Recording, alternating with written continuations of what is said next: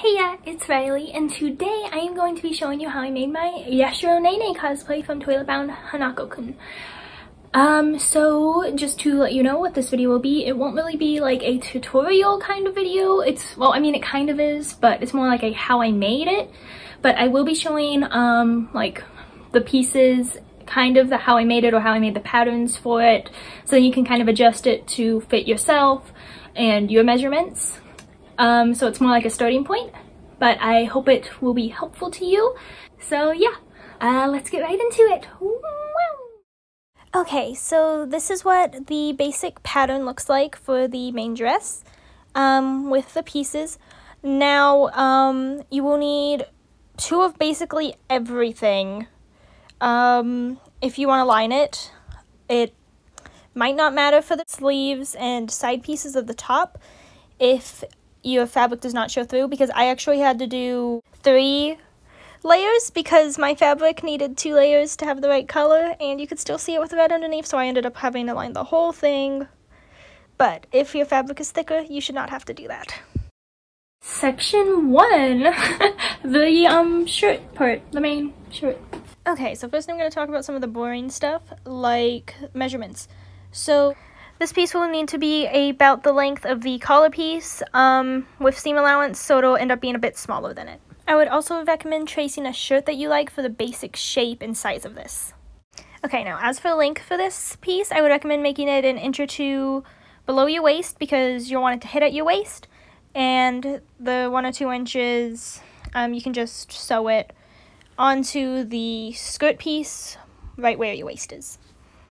Here's this for reference for the size of the collar compared to the size of the shirt, because those are some of the pieces I actually still have my mock-ups for, so woohoo!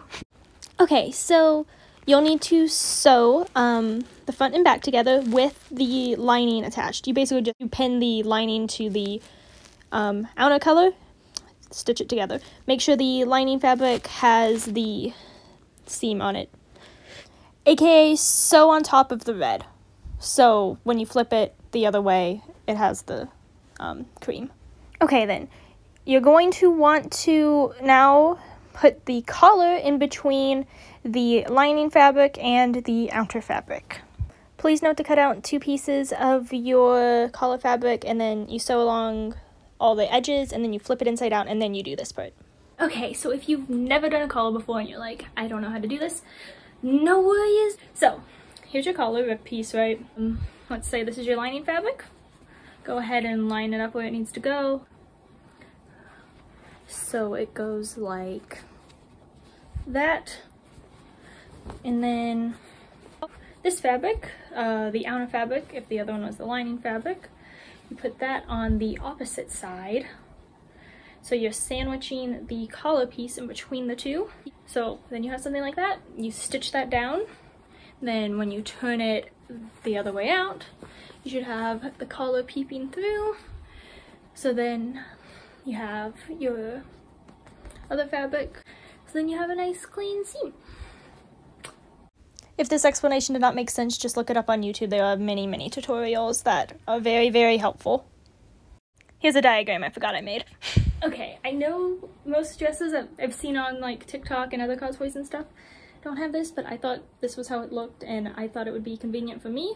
So what I did was this part here, that's actually attached to the inseam thing here between the lining fabric and the cream fabric.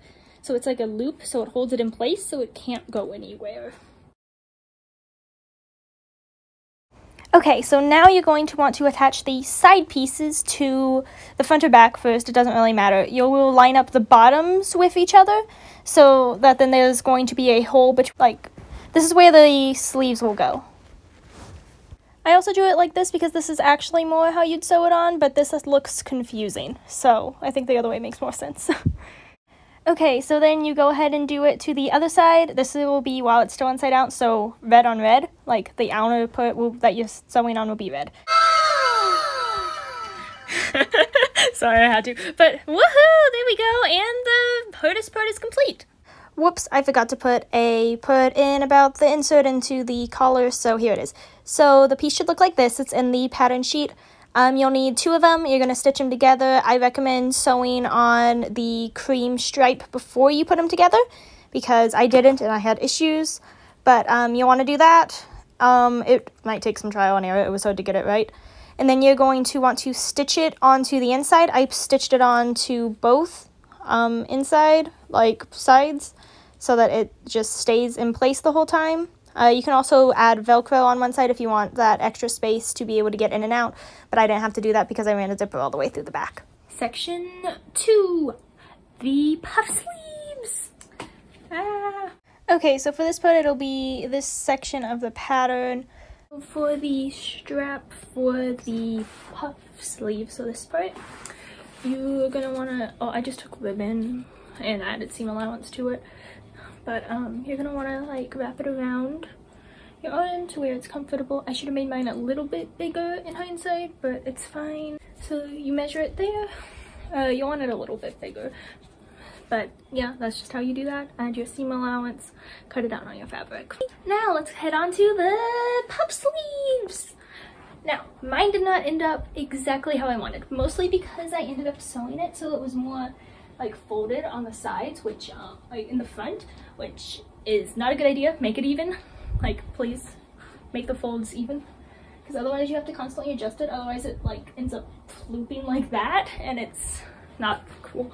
That's not how I wanted it to be.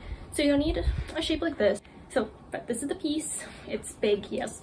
Honestly, just look up puff sleeve tutorial and you can figure this out if. Yeah, so then you sew that part together, attach that to your shirt by gathering it, then attach that to this part by gathering it. Gather it evenly. The text on the photo is just restating what I said, but basically that's how you do it. You just, like, it's kind of like adding little pleats, but like it's a lot of them and they're not really consistent. I mean, kind of consistent, but they're not like full-on pleats. So you just gather it like that, and then it's all poofy. P.S. The like taller side goes at the bottom, so on the band, and then the shorter side, like the less tall rainbow shape, gets attached to the shirt, like directly. I can't draw this part. So basically, you just gather it and sew it to the band with it having insides to insides, so then when you turn it out it's just a nice seam again. Yeah. Woohoo! If you somehow followed that, now you should have sleeves on your dress. Section 3, the skirt part. Okay, so the skirt part is actually like the easiest part. So first you'll need to make your pattern with your skirt for however long you want it, and then you're going to need to get a big piece of fabric.